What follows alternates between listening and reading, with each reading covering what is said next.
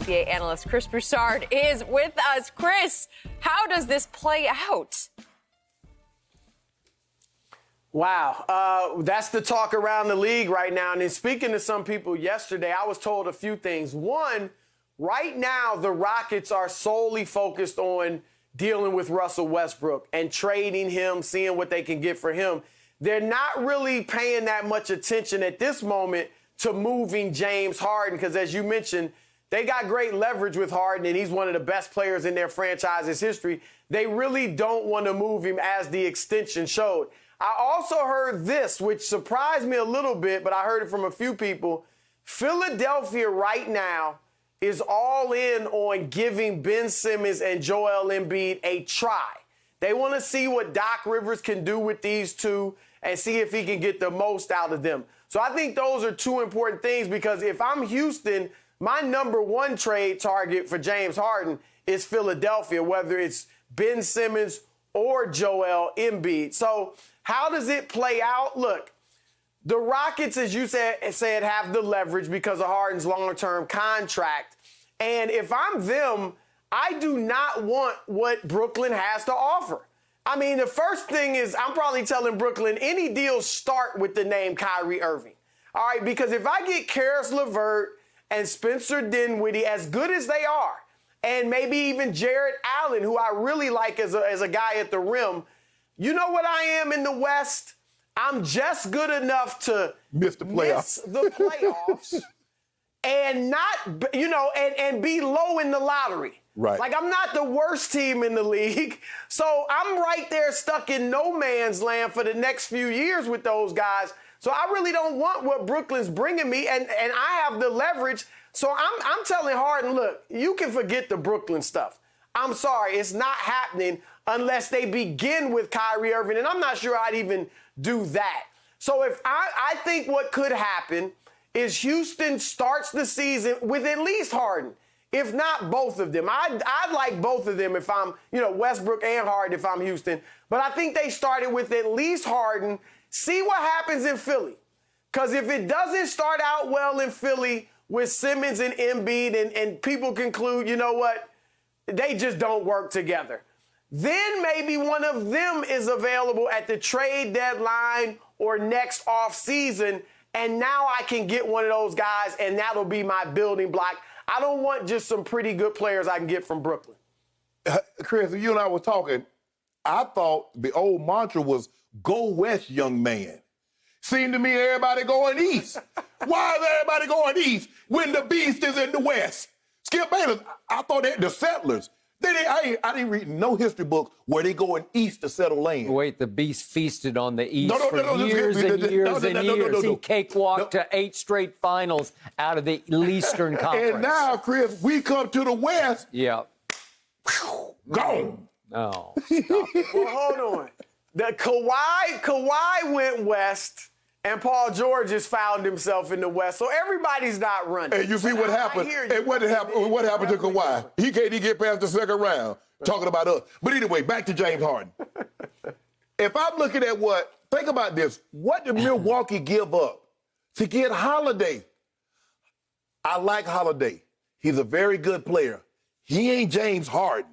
So you got to start with at least 4 first-round picks and 3 to 4 swaps. That'll get me on the phone. Now I'm going to need, maybe you're right, maybe I need Kyrie, LeVert, Dinwiddie. I'm going to need a king's ransom. You see what what guys are giving up to get guys that aren't James Harden. But like you said, and Jenny and the Reed, they got him for 3 more years. They really don't have to do anything. But the thing that I do notice is that when superstars are upset in the NBA, teams are more apt to go ahead and move up off them. Now, give New Orleans credit. They held on to Anthony Davis for a year. They found out he was upset. They was like, nope, even at the trade deadline, we're not doing it. But eventually... Well, it took a change of GM to do that. But eventually, if James Harden is unhappy, Chris, they're going to have to get up off him. There ain't nothing there's no way around it. I get it. They're going to have him. If they keep him for this year, they still got him for 2 years. But he's unhappy. You're going to have to get up off him sooner or later. But like you said, Brooklyn, to me, I think Brooklyn has the most pieces. Nobody else has anything that they're going to want.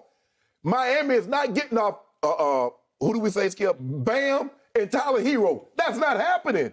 Pat Riley's not, even for James Harden, Pat Riley's not getting off Bam. Bam is a non-starter for anybody. So, Chris Broussard. You don't like Philadelphia?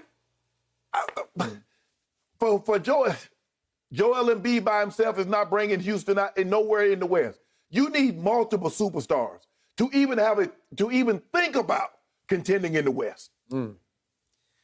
So, back to Chris. Chris made my head hurt with all of his ramifications because I'm still trying to process the potentiality, just the possibility of James Harden trying to figure out how to play with, number one, Kyrie Irving, and number two, Kevin Durant in Brooklyn. Right.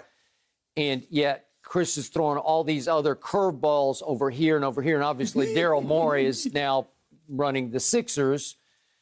And I understand that potential. But again, if James is pushing like crazy to join especially Kevin Durant, and now you're saying, well, Houston would want Kyrie back. Well, that's a non-starter for the Brooklyn Nets because obviously KD. Yeah, right. well, it's because Kyrie chose the Nets in the first place, and he brought along Kevin Durant, who's like his best friend, who just says, "Oh, you don't want to go to the Knicks? You want to go to the Nets? Okay, let's just go to the Nets."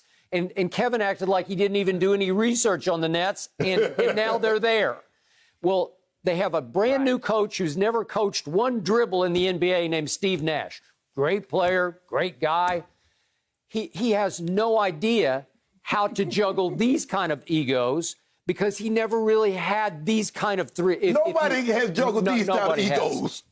So, Chris, you and I have been covering this league for a long, long time, me even longer than you. And what I learned early on was you win in the NBA with stars, superstars. The more, the merrier. The more, the better your chances are.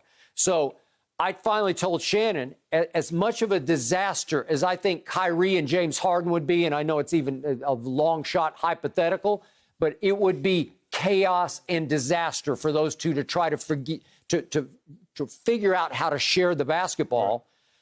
Man, if I ran the Nets, I'd say this is potential chaos, but I'm going to do it. If I could do it, I would do it because I'd have a revolutionary player in James Harden. I'd have one of the clutchest players I've ever seen in Kyrie Irving. And I'd have, to me, the best player on the planet in Kevin Durant. And then you just say, Steve, good luck. Go figure it out. Because you just have to. You just have to say, I'm closing my eyes and I'm going to try this. And again, if you have to give up all those pieces that you say Houston wouldn't want, I'd give them everything. You know, LeVert, Dinwiddie, Jared Allen, Taurean Prince, name them all. That you can have all of them. I want KD. Okay. Well, do you want KD? I want KD if I'm Houston. All right. Well, you would.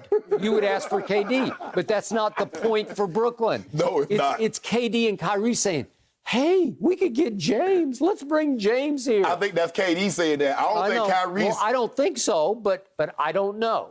Right. Go ahead, Chris. I hear you, Skip. I mean, obviously, if, say they get James Harden, you got to give him a shot, right? It is not a fit, period. No. It just doesn't fit. And as you said, when you have a big three that doesn't fit perfectly, one of them has to take a step back and kind of become a glorified role player. We saw it with Kevin Love. Yep. We saw it with Chris Bosh. We did. You know, we've now, if the three pieces fit like Golden State with KD and Steph and Clay, then everybody can do their thing. Or even you go, Boston with Garnett, Pierce, and Allen. But these are three guys in Brooklyn, would be in Brooklyn, used to having the ball in their hands. And look, I love with them bringing Mike D'Antoni as the assistant coach. But D'Antoni now, every offense he's ever run has one guy dominating the ball and making decisions for everybody else. All the way back to Steve Nash in Phoenix. And it worked with Nash because he was pass first. How is that working with these three guys? I actually think Harden would be best suited to have the ball, drop his scoring average by about 10 points, lead him in assists, and Kyrie and Durant off the ball. But one, is Harden willing to do that? Two, is Kyrie willing to get off the ball? So I agree. I think Kyrie is the biggest challenge with these three. I think Durant and Harden would be great together. But, Skip, look, we saw it in Houston. Remember Charles Barkley, Scottie Pippen, and Hakeem Olajuwon. And everybody says they were old. They were still at the end of their prime. They were coming off great seasons individually elsewhere, and they came together and it never worked. So I think this would be a crazy, wild chemistry experiment that, to your point, potentially could pay dividends, but I got serious doubts about how it will work. You know, so for me, sometimes you can ask too much of a good thing, and it looks good. You know, I don't eat potato salad, but, you know, you got your potatoes, you get your eggs, you get your mayo, and then somebody's like, hey, let's add raisins and pecans. Man, get out of here. You just ruined a good dish. You got KD, you got Kyrie, you got LeVert, you got Dinwiddie. Right. And now you try to add all this extra stuff. Skip, I get it. Man, that's James Harden. It is hard to turn down superstar talent. But, man, you can't put all this together and think it's going to be a good dish. Skip. Thank you for watching. You can subscribe here to get the latest from the show, and be sure to check out more of the best clips from Undisputed, or go watch a few other segments from our other shows on FS1.